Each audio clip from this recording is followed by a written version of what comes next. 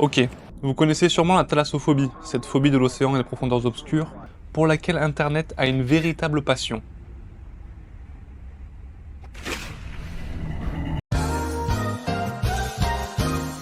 Face à une telle immensité de bleu, beaucoup d'entre nous ressentent de la peur, une certaine anxiété. Et pour cause, imaginez-vous ceci. Comme chaque jour, tu te lèves et tu vas surfer avec ta pote, ton frère et ton père. Sur ce spot, tu connais par cœur le mouvement des vagues, les emplacements des rochers, les courants. Sauf qu'aujourd'hui, tu ne le vois pas, mais un requin tigre de 4 mètres t'a pris pour cible. Et avant même que tu t'en rendes compte, il t'arrache l'entièreté de ton bras gauche.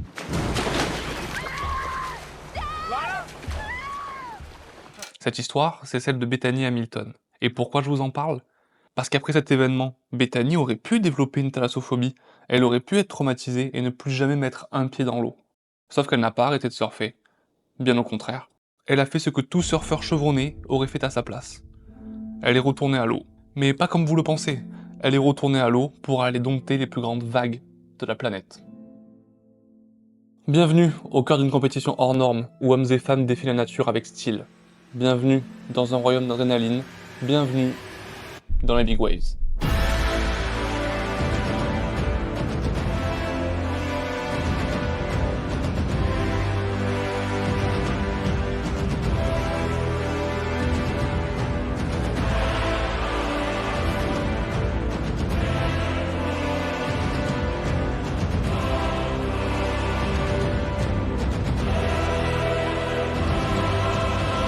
Alors, le surf, tout le monde connaît, hein, a priori, toi, moi, ton grand-père, ta grand-mère, tout le monde sait ce que c'est le surf.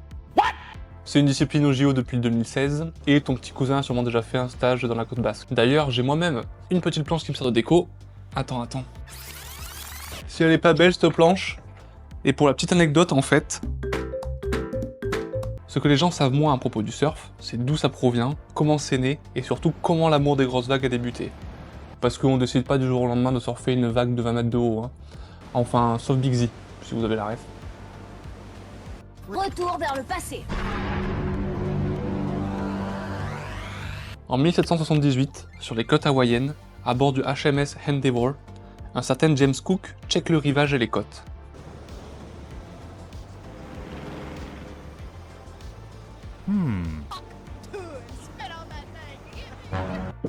Au bout d'un certain temps, quelle ne fut pas sa surprise? Il voit la population locale complètement nue glisser sur les vagues sur de grandes planches taillées dans des troncs d'arbres. Une première pour le Britannique. Pourtant, ce n'est pas une nouveauté pour ces autochtones. Pratiqué depuis le XVe siècle, le Enealu est à la fois une activité sportive et une activité spirituelle, bien enracinée dans la culture et la religion locale. Au cours des voyages qui suivront, le successeur de Cook, James King, décrira dans ses journaux de voyage la pratique, et ça ne manquera pas d'attirer la curiosité d'autres explorateurs. Ça y est, le surf dépasse les frontières du Pacifique et commence, tout doucement, hein, tranquille, à s'exporter à travers le monde. Retour vers le Futur. Ok, on est début 20e siècle et il faut absolument que je vous parle d'une légende, de celui que l'on considère comme le père du surf moderne. J'ai nommé Duke Kanaamoku, surnommé The Duke. Originaire d'Honolulu, The Duke se fait d'abord remarquer en natation. I'm horny. En 1911, lors d'une rencontre amateur, il pulvérise tout simplement le record du 100 mètres nage libre. Puis ce sera autour du 200 mètres et du 50 mètres. Bref, le mec sort de nulle part et il pulvérise absolument tous les records américains. Est-ce que c'est bon? Au cours de sa carrière, il gagnera pas moins de 5 médailles olympiques, dont 3 or et 3 autres titres. Mais à côté de ça, pour gagner sa croûte, The Duke enseigne le surf. Et sur la plage de Waikiki, entouré de ses Beach Boys, c'est le patron. Attitude, mode de vie, skill, The Duke, je sais pas pourquoi je continue de faire ça, c'est vraiment l'exemple à suivre, c'est le leader quoi. Et il ne va pas se faire attendre. En 1914, pendant que nous on était en train de gérer nos bails de guerre mondiale, The Duke introduit le surf en Australie. En 1915, il l'introduit en Nouvelle-Zélande, et jusqu'en 1932, il le démocratise en Californie. Bref, il développe massivement le surf, et le rend très populaire à travers le monde. Tout au long de sa vie, il mettra à profit sa notoriété pour véhiculer sa discipline et son lifestyle. Le surf est désormais, comme dirait un certain Pitbull, worldwide. L'expansion du surf se poursuit et s'accélère, et à Hawaï, une attention toute particulière pour les grosses vagues apparaît.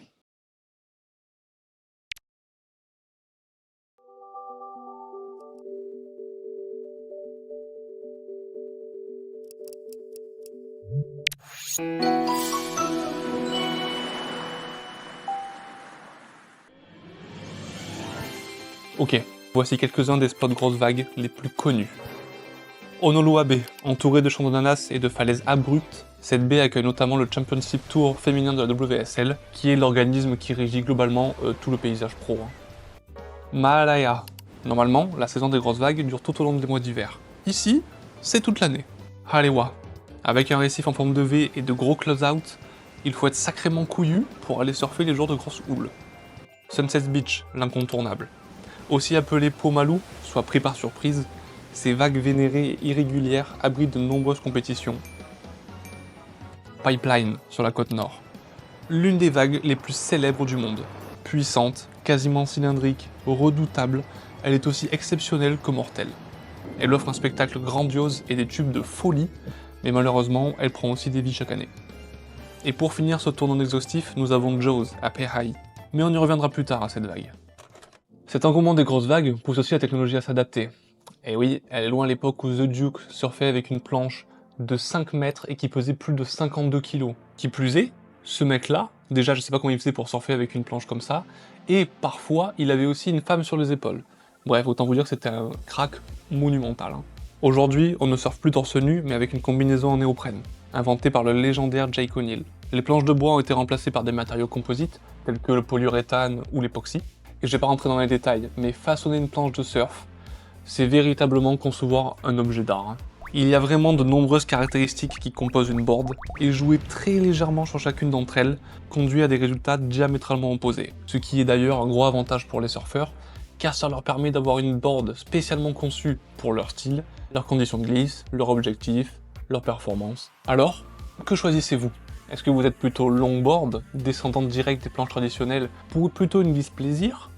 Ou shortboard, plus petite, maniable et polyvalente, mais assez difficile à manier pour des débutants. Ou vous avez peut-être jeté votre dévolu sur une gun, board longue, effilée et volumineuse, idéale pour surfer de grosses et puissantes vagues. Bref, il y a vraiment l'embarras du choix. Surtout qu'avec une popularité grandissante, de plus en plus de compétitions pro voient le jour, et avec elles, une explosion du nombre de marques qui prônent l'Aloha Spirit. Et c'est grâce à elle, et bien sûr à d'autres facteurs, que le surf a pu être commercialisé à travers toute la planète. A priori, à ce stade de la vidéo, vous avez grosso modo l'historique du surf, comment il est né, comment il s'est répandu autour du globe. Il est maintenant temps de rentrer dans le vif du sujet.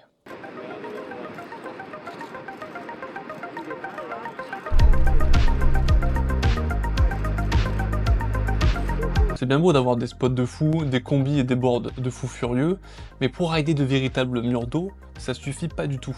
Je vous explique. Le surf de grosses vagues, c'est la version extrême du surf classique. Il faut donc des équipements spécialisés, une grosse expérience de glisse, et surtout de sacrés coronesses, on va pas se mentir. Dans les années 1990, un petit groupe de surfeurs de Maui a commencé à réfléchir à la manière dont ils pourraient surfer des vagues immenses. Et c'est en observant Peha'i et ses barils de la taille d'un camion que ces pionniers ont surnommé ce spot Jaws.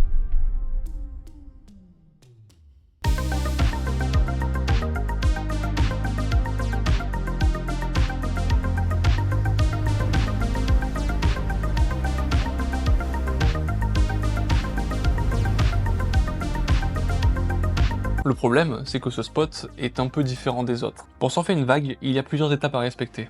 D'abord, il faut commencer par passer la barre, soit la zone où les vagues déferlent, pour rejoindre ensuite la line-up, zone où les surfeurs se retrouvent pour attendre les vagues. Une fois le bon moment venu, tu peux pagayer à l'aide de tes bras et tes jambes, pour ensuite réaliser un take-off et choper ta vague. C'est ce qu'on appelle le paddling. Sauf que dans le cas de Jaws, la vague se déplace si vite qu'il est impossible de la surfer à la seule force des bras. Bon, maintenant les gens le font tranquille, mais bref. C'était sans compter sur l'ingéniosité de ses trois compères, qui ont eu l'excellente idée d'utiliser des jet skis et des sangles pour se tracter. Le towing ou surf tracté était né, et avec lui, la discipline voulait de prendre un nouveau tournant.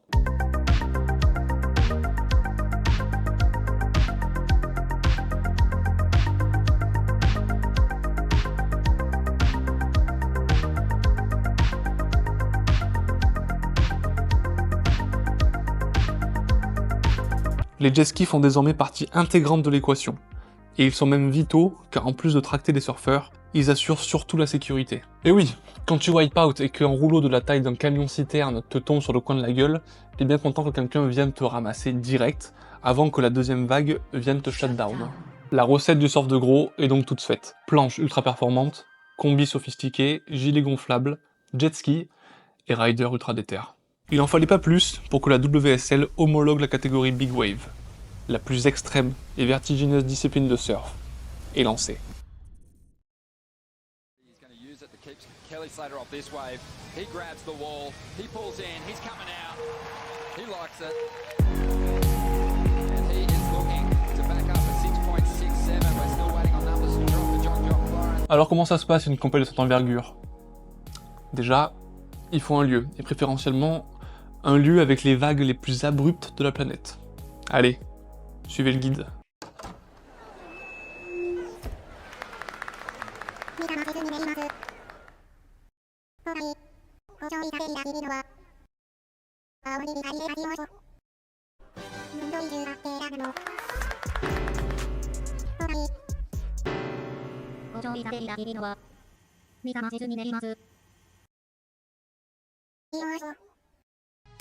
Mavericks, en Californie. Puissante et brutale, elle challenge à la fois ton anxiété, ta peur et ton courage.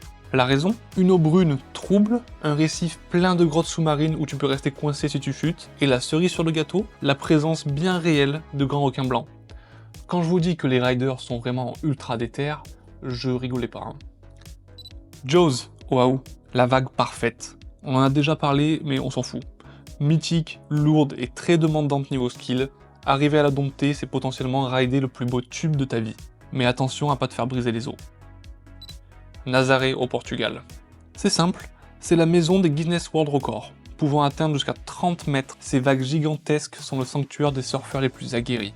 S'il y a bien un endroit où il faut se rendre pour assister à des records mondiaux, c'est ici.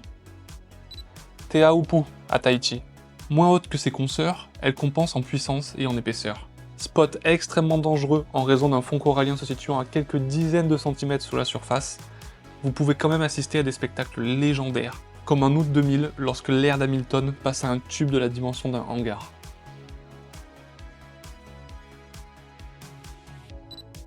Mullaghmoread, Irlande. Sortant tout droit d'un conte de Lovecraft, ce monstre se déchaîne dans les eaux froides et pluvieuses nord-atlantiques. Battu par des vents violents, des houles mutantes et d'énormes marées, cette vague est assez prisée des surfeurs qui aiment rider avec la jauge de difficulté au max. Et la liste est encore longue. Shipstern Bluff en Tasmanie et sa vague dans sa vague, au pays Pico Alto au Pérou, Cloudbreak. Ok, les lieux, c'est bon. Mais du coup, comment les juges arrivent à départager ceux qui s'aventurent dans ces vagues?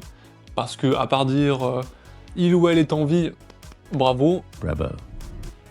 Je vois pas trop. Hein. Pour ce faire, on va se focus sur deux events majeurs, Jaws et Nazaré. À Jaws, la compétition est individuelle et les surfeurs/surfeuses doivent prendre la vague par eux-mêmes, sans aucune aide. A l'inverse, à Nazaré, la compétition se fait par équipe de 2 et ils sont tractés par un jet ski. À cette différence près, les juges notent les runs de la même manière. Les surfeurs et surfeuses Big Wave sélectionnés sont évalués sur une échelle de 1 à 10 et les critères de notation sont les suivants. Engagement du surfeur, degré de difficulté, intensité et taille de la vague, contrôle lors de la run, et manœuvres ou tricks performés. Mais bon, dit comme ça c'est pas très visuel, je vous l'accorde. Du coup je vous propose plutôt de regarder quelques runs.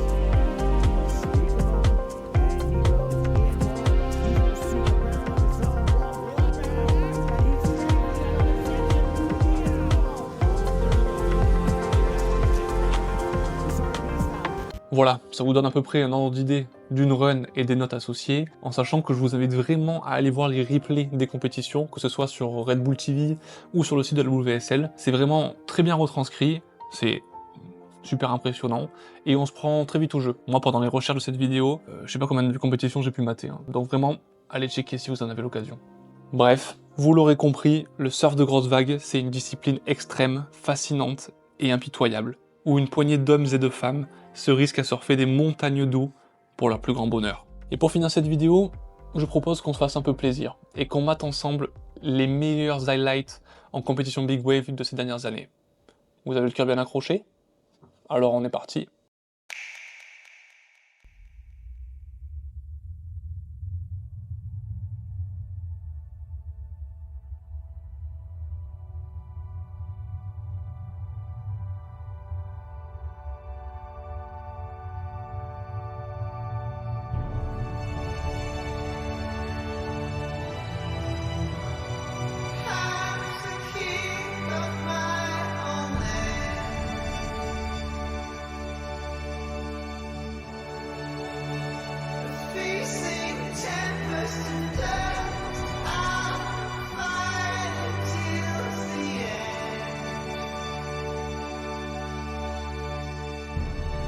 Creatures of my dreams to raise up and dance with me.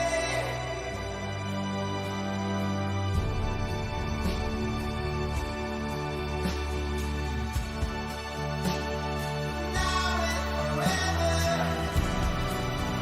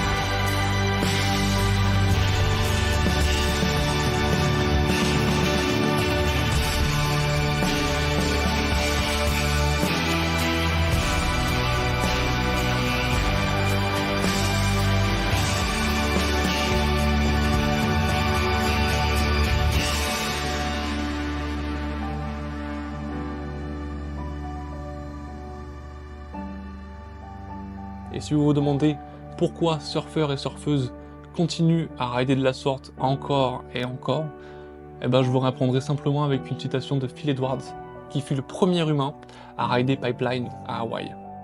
Le meilleur surfeur, c'est celui qui s'amuse le plus. Et c'est peut-être ça, le secret de la loi Spirit, voire même de la vie.